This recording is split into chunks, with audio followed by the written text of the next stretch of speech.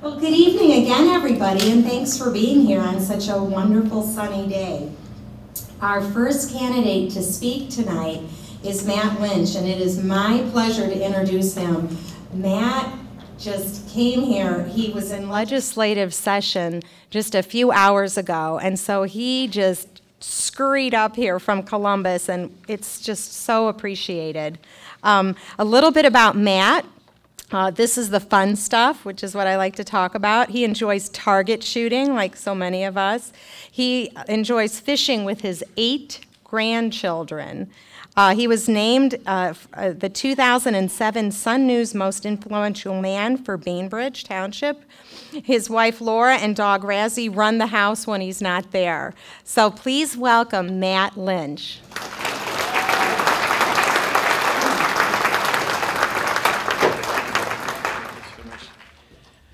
Good evening. Yes, the dog rules the roost at our house, that's for sure.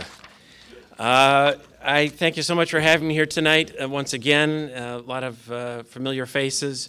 Rita is right. I just literally stormed out of Columbus just a couple of hours ago to get up here to say hi to you folks. And some of you may know, in great part because of your support, I won the Republican primary this past March, and the seat, thank you. Yep. And I will tell you how powerful the Portage County TEA Party is. I'm a little bit off script here, but I was a Bainbridge Township trustee and pretty active in Geauga County politics. And when this seat became open and they redistricted and brought in northern Portage County, I thought, well, nobody knows me in Portage County. How can I possibly get my name out there and get any votes in Portage County? It seemed like an impossible task. But of course, I had Tom and the Portage County TEA Party and Amanda and Rita and my secret weapon, Amy McDougal's in the back there.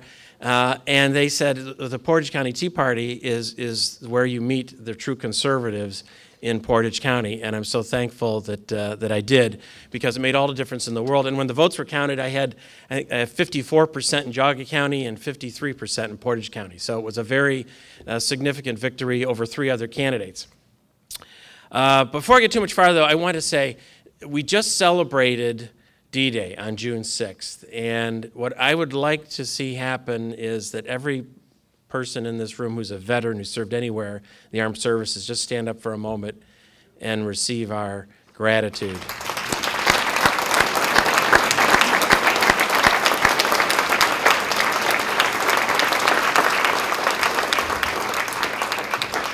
It's kind of an interesting thing to say, an interesting way to put it, to say we celebrated D-Day, because as many of you know, D-Day was a horrible day. There were 100,000 Allied troops hit the beaches of Normandy, and 10,000 died that day, in one day, if you can imagine. And many of them never even made it to the beach. They were blown out of the water in their landing craft, they were machine gunned. It was incredible carnage. And yet, those soldiers hit the beaches, and 3 weeks after hitting those beaches and all that carnage and death and loss, 3 weeks later, they'd broken off the beach and they were marching towards Berlin. Incredible determination. And when I think about those days and read about those days, you think, why? You know, what gave us the courage and the energy and the commitment to put up that kind of a battle? And it's because we knew what we were fighting for.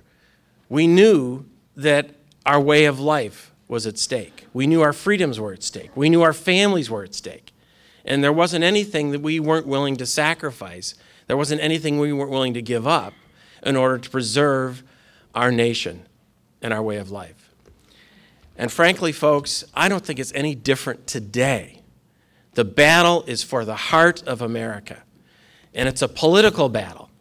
But it's a battle that 5 years ago, at my wife's urging, as she's yelling at me, get off the couch and do something about it. This country is in a terrible place, but we're coming back. And we're coming back to a great extent because of people like Tom and Amanda and the Portage County TEA Party. Now, we were willing to give up a lot back in those days. And while it is the same fight today, sometimes it's difficult to easily convey to folks just what it is we're fighting for.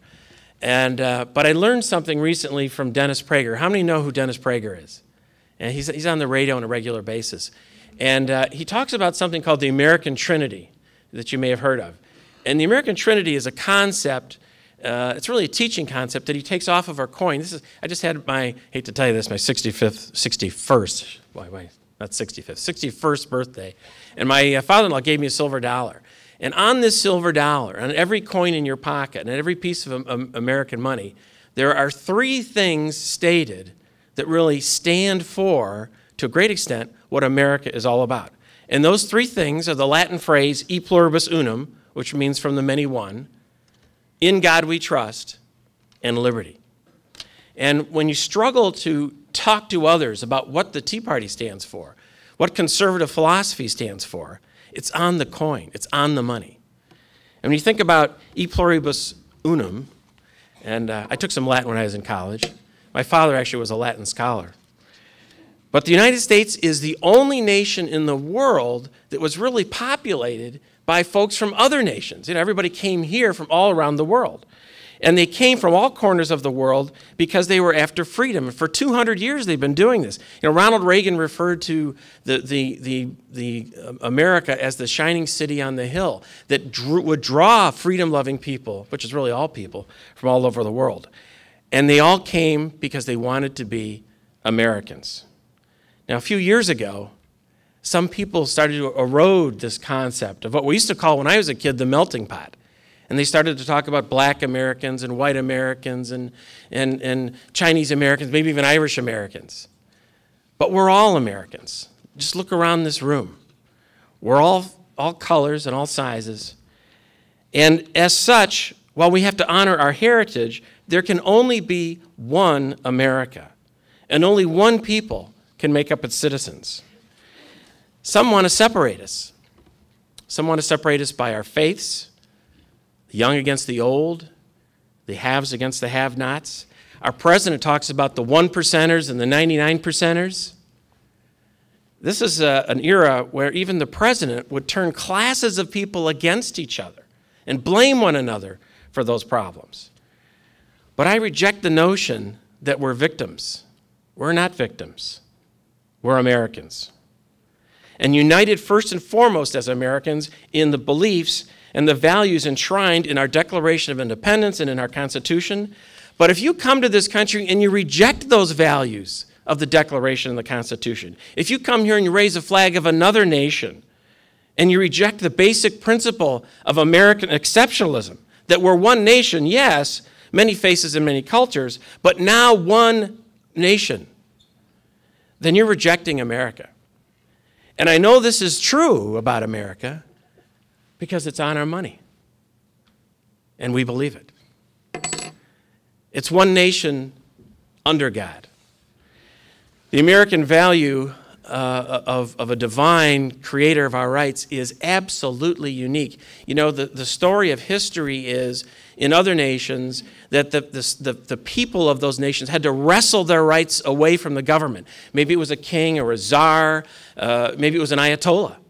But it was always the people trying to get their rights from the government. But when the United States was created, our founders knew better, that our rights didn't come from government. Our rights came from a divine creator.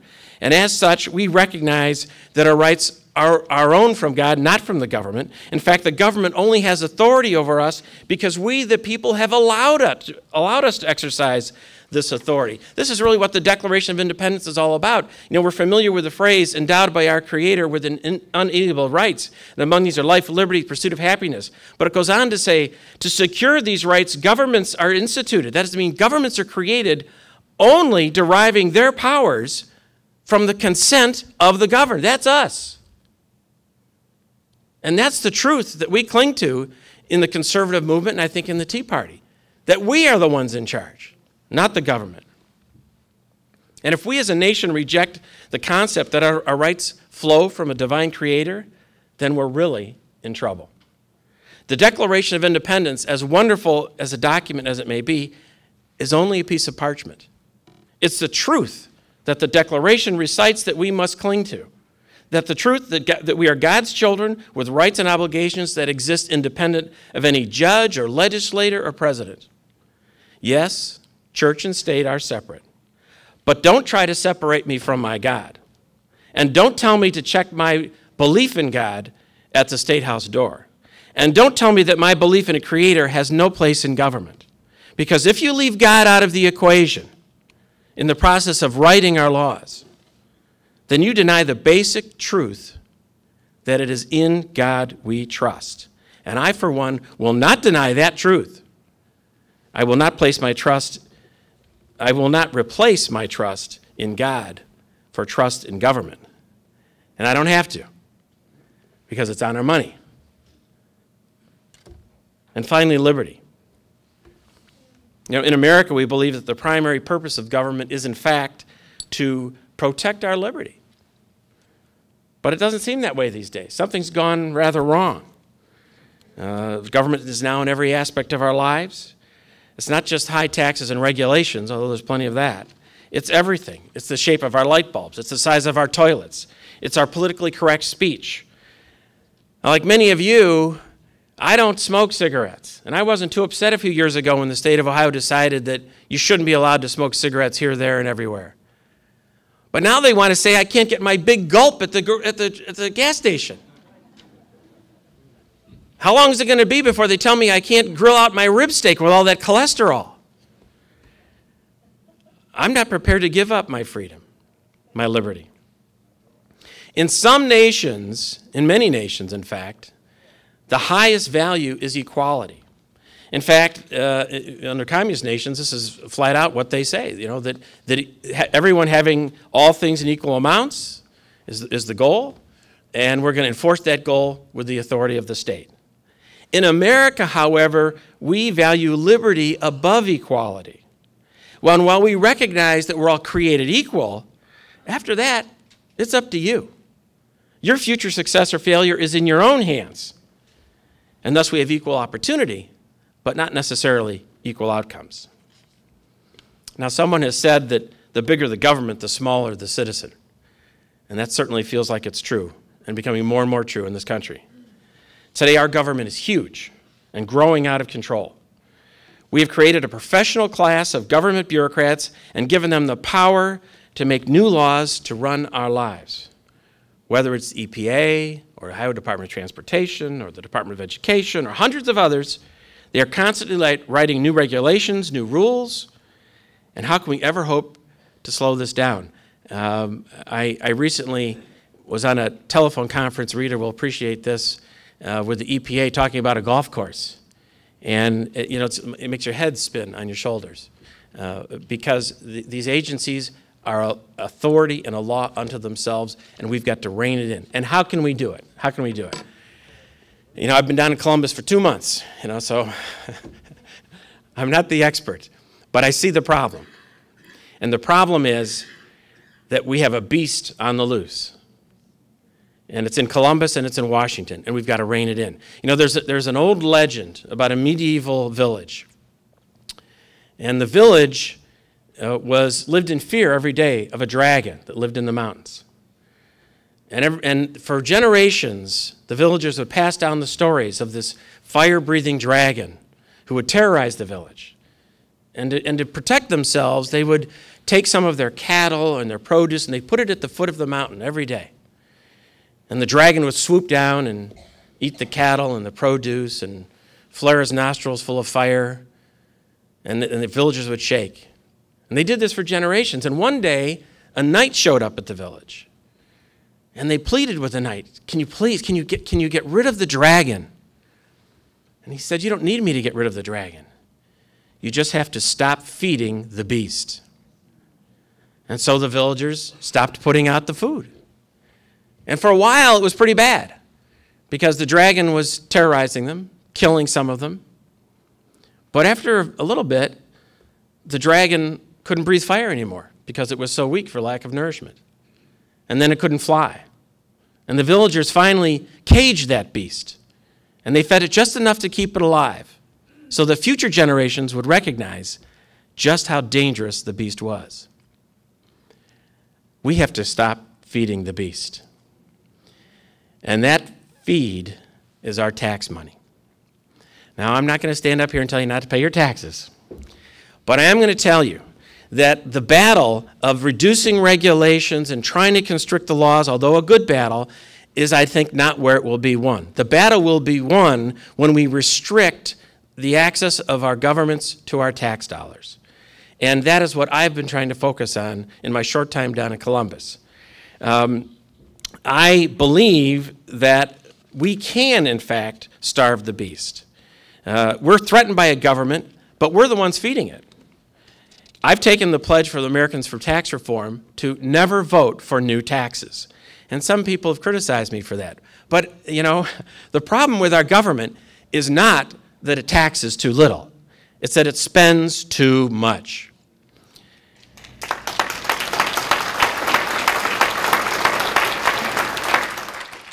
And we can starve the beast. Some of you may have read that the governor has a plan to reduce the Ohio income tax. And the plan is to substantially reduce the Ohio income tax, but replace it with a severance tax. And I know Tom has talked a bit about this to you on occasion. This is the tax on the drillers. We're gonna tax the drillers and replace the money that we are going to no longer get from the income tax. Now that's, you know, it's kind of like kissing your cousin. It sort of feels good, but I'm not sure it's really what you want. You know, if we reduce the tax on the income tax, but you have to pay it through your gas bill, because when the drilling companies pay that tax, who do you think is going to end up paying that tax in the end? We will, of course. And you don't reduce the size of government, you haven't weakened the beast, then to me, you haven't made any progress. If we're going to make progress, we need to reduce the income tax. Frankly, I'd like to get rid of the income tax. But we need to reduce the size of government. And I'm hopeful that later this year, when the governor brings this plan back, because there's a very, I'm glad to say, strong group in the Ohio House, and I'm hoping we're going to have Nick there next year to make it even stronger, that is determined to use this opportunity for this revenue which will be generated by the drilling industry in the years to come, and it's going to be substantial, that we can use that not simply to replace other taxes, but to eliminate those other taxes and reduce the size of government.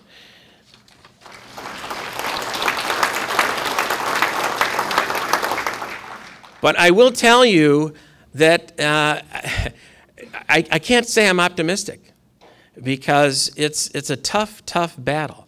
When I was appointed to go down to Columbus, I knew that the Democrats wouldn't agree with me all the time, if ever. But I thought the Republicans might occasionally agree with me.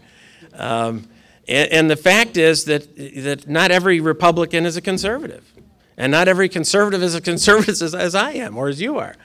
And so it's a battle. It's a battle even inside the Republican Party. And so we welcome good Christian conservatives like Nick that are coming our way, hopefully. Because I'm scared. I'm scared for this country. That's why I got off my couch 5 years ago. I'm scared for my grandchildren. I'm scared for Ohio. But I'm committed to staying in the battle. Now, I've never served in the military, and I can't imagine the sacrifices and the discipline that many of the men and women in this room have already given to this country. But I'm asking you to fight nonetheless, to fight a different type of battle with me and Nick and Tom and others, a battle not with bullets, but with ballots. We cannot do it alone, because it is lonely even inside the Republican caucus, I can tell you. So I'm asking you, really, I'm begging you tonight, right now, just promise to yourselves that you will do something specific. And I know you're all here and active, and God bless you for being here. So to ask you to do more is I know, piling on. But I'm going to ask anyway, because we can't do it without your help. We can't do it without the committed folks of the Tea Party, which really represent the conservative movement in this country and in this state. Walk door to door, as George was saying. Write a letter. Donate. Do whatever you can. And with your help and with God's grace, we will be victorious. And you will send me, Matt Lynch, back to the State House to actually be elected to office. You'll send Nick to the State House to help me. And we'll send that guy in the White House packing home.